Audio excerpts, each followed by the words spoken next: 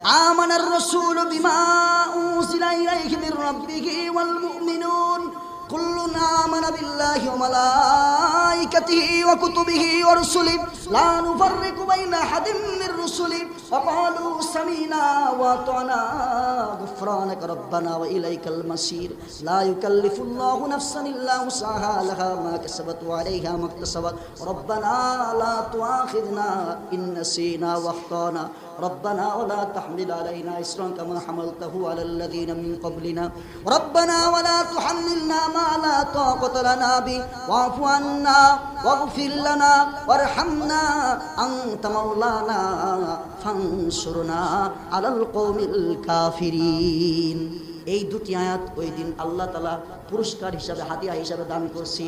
দুই নম্বর হাদিয়া আমাদেরকে 50 ওয়াক্ত নামাজ দান করা হয়েছিল। কত ওয়াক্ত?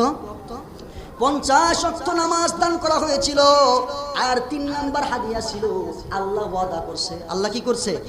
আল্লাহ ওয়াদা করছে, ওগো রাসূল আপনারা যে সমস্ত উম্মতেরা জীবনে জন্মপথ থেকে নিয়ে মৃত্যু পর্যন্ত যারা ঈমান আনার পরে যারা ঈমানের উপরে অটল থাকবে, শিরক মুক্ত জীবন যাপন করবে, ওই সমস্ত উম্মতদেরকে আমি আল্লাহ ওয়াদা করতেছি ওদেরকে আমি মাফ কইরা জান্নাতের মালিক বানায়া দিব।